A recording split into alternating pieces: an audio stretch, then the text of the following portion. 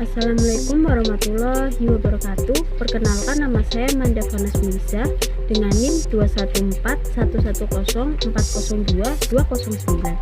Di sini akan menjelaskan mengenai kerangka rancangan penelitian yang berjudul Hubungan Kemajuan Teknologi dan Minat Baca berdasarkan pendekatan positivisme. Deskripsi masalah. 1. Bagaimana perkembangan kemajuan teknologi dan informasi. Yang kedua, apa saja dampak dari kemajuan teknologi dan informasi. Yang ketiga, apa hubungan antara kemajuan teknologi dan minat baca. Yang keempat, bagaimana hubungan minat baca dengan kesejahteraan masyarakat. Kemudian ada tujuan dan manfaat. Tujuan 1. Mendeskripsikan perkembangan kemajuan teknologi dan informasi. Yang kedua, menganalisis dampak dari kemajuan teknologi dan informasi. Yang ketiga, mendeskripsikan hubungan antara kemajuan teknologi dengan minat baca. Yang keempat, menganalisis hubungan minat baca dengan kesejahteraan masyarakat. Kemudian ada manfaat. 1. Dapat dijadikan sebagai referensi untuk penelitian selanjutnya. Yang kedua, dapat digunakan untuk memecahkan masalah yang berkaitan.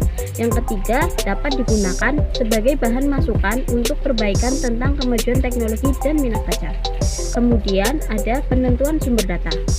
Data yang diambil berdasarkan data tertulis dari wacana yang disajikan dan observasi dari kasus yang disajikan.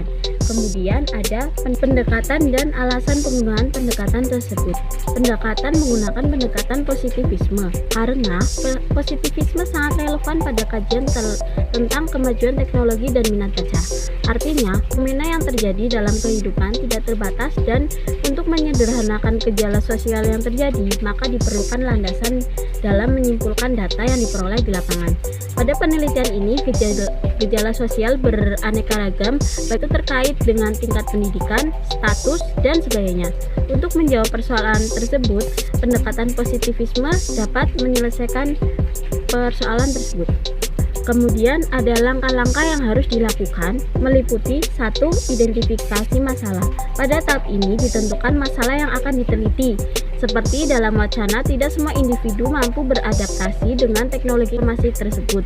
Kemudian, bagaimanakah penggunaan teknologi tersebut memanfaatkan kecanggihan teknologi informasi.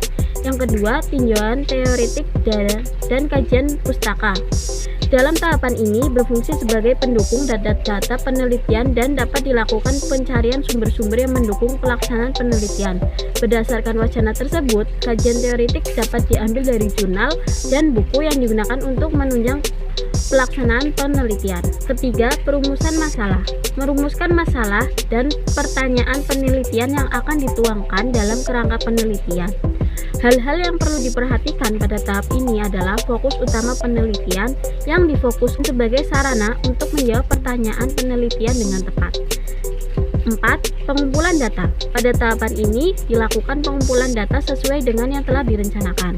Kelima, penyajian, analisis, dan setelah fase pengumpulan data, maka segera dilakukan penyajian analisa data serta diakhiri dengan menarik kesimpulan sesuai dengan pendekatan metode positivisme.